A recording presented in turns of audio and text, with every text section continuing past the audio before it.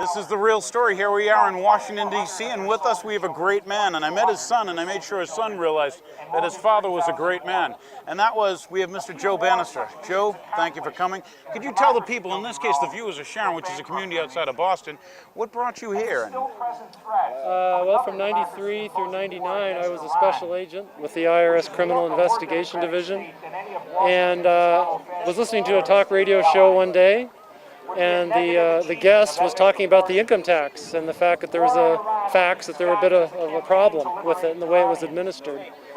And so I started to investigate that claim that there was a problem with the income tax, and after about 2 years of part-time research, concluded that she was right and that I couldn't continue in that job any longer, knowing what I knew.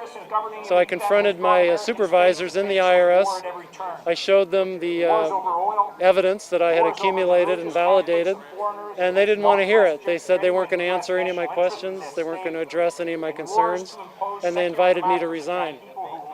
So realizing that I burned a bridge or two, I thought that it might be better to resign while I still had my good reputation intact at the IRS, because typically they will try to smear a good reputation so that no one will believe you. So I basically resigned. I resigned on February 25th, 1999. So it's been nearly 10 years. And you know, my activism really just consists of going to events like this when I'm invited and telling my story. So it's not real complex. Still, it's pretty wonderful. And the reason I think it's wonderful, I'm going to make certain that my children actually get to see this, because I want them to see what a real man is and what a real man does. It's hard to believe nowadays that, you know, in this audience maybe we have pretty much an aware audience, but as you go outside the realm and you get into the mass media, most people have no concept and won't probably take the time to find out what is constitutional and what is not, and what is right and what is wrong. And many people get used to just cheating a little or just getting, you know, and first of all, I've got to shake your hand, because there are a few times I meet men who can look in the mirror and I know that they're good men, and they know it also. Nice of you to say, but I think the problem is I didn't think that what I did, speaking up, asking questions, was really that rare or unusual. But unfortunately, after nearly 10 years since I've done it, there haven't been a whole lot, hardly any, that have followed me out the door. So that's what's kind of a shame. Like I say, what I did, I think, is what most people, nearly everyone, should be able to do.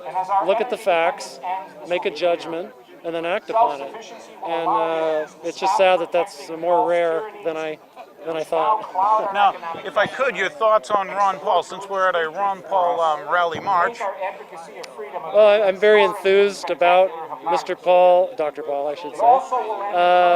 I've actually had the opportunity to appear with him in various venues.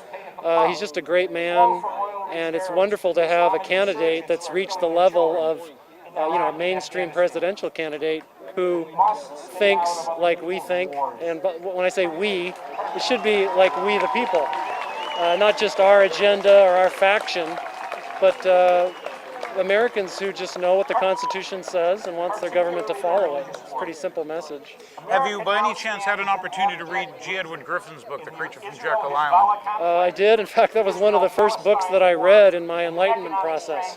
And it was very, very instrumental in painting a big picture for me about how everything works. And I also discovered at that point that the Income Tax and the Federal Reserve Act came into being at the same time, 1913. Not a coincidence. Well, and the other thing is, when you find out that it was Nelson Aldrich who brought the bill forth, or brought the legislation forth, and then we remember that banker. His name was, that's right, Nelson Rockefeller. I guess his middle name being Aldrich. Interesting thoughts, but first off, once again, I want to thank you for being out here. I want to thank you, and my viewers, if you would, please find out. Do you have a radio show and stuff? Yeah. Maybe they can, they can learn a little themselves. My website is freedomabovefortune.com, and my radio show is on WTPRN.com, We the People Radio Network, WTPRN.com. It runs every Saturday from 12 to 2 Central Time, and it's archived within a few hours after each show. So, if people aren't, if they're busy doing other things on a Saturday, they can listen to it any time of the day or night. Excellent. Is it downloadable as maybe an MP3 or whatever for these people? Absolutely, yes. Fantastic, because I know, a lot of my listeners out there, they probably, like I say, if they're busy at that time, they can always download it and listen to it. What an outstanding thing. I want to thank your son Ryan too, who was the man and took good care of us and gave us time and space. Okay, yeah, right. For coming to Washington. I love my family, and that's a big part of my motivation. I've caused my family some heartache because of the stand, but yeah, haven't we all? So I'm just I love my family. I'm happy that they're with me, and they motivate me a great deal. Excellent. Thank you, Joe. My pleasure. Thank you. Good man.